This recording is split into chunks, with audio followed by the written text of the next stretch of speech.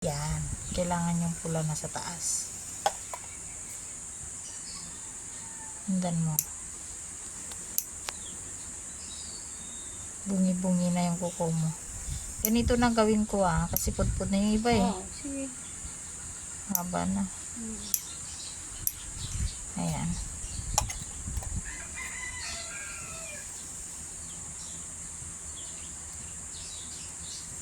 Ang dami mo na rin customer eh.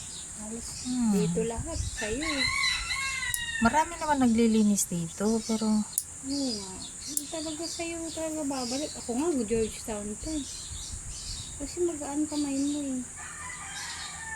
Di gaya pag sa iba ko nagpalinis. Masakit.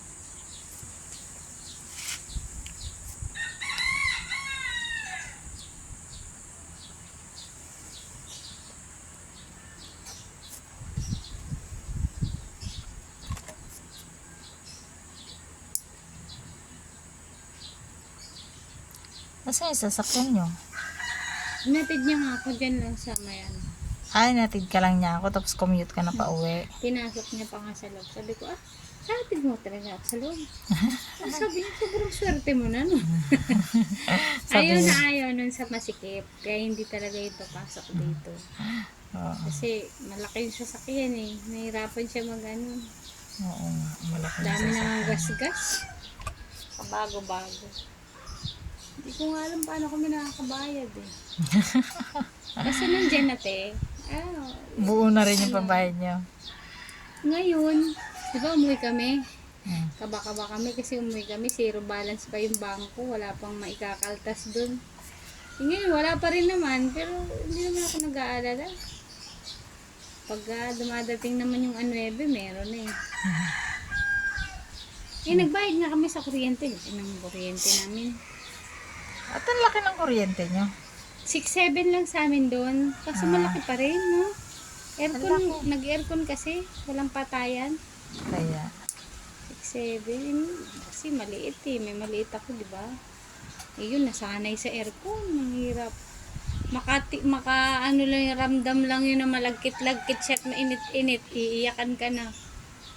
Kaya nung umuwi kami ng Bicol, hindi ko sana yun isasama. Hindi ko naman talaga balak isama yun eh. Walang aircon. sinong mag-alaga? Yung pangalawa kong anak, di iiwanan ko na sila. Binilin-bilinan. Pangalawa mong anak? Di ba? 17 years old. Hindi pa sumama? Yun na nga, sabi ko, binilinan ko na, alis na kami, ganyan yan. Inakyat ko lang yung mga damit na maliit. Pag sarado ko ng pinto, parang nalungkot ako. Sabi ko, kawawa naman kako, 3 gabi kami mawala. 2 lang sila dito. Kaya Hindi kinausap ko uli yung asawa ko. Sabi ko, Nay, huwag na lang tayong tumuloy. Bakit? Naawa ako doon sa 2 eh. Hindi natin sasama. 3 gabi pa naman tayo mawawala. Never yun na wala. Never yun na hindi ko na itabi sa pagtulog yung baby. Sabi niya, di siya, isama mo na lang. Di sinama namin. parang pumunta lang ng palengke, no? Kaya nga eh. Sama mo na lang. Sama na lang. Bahala na yung aircon.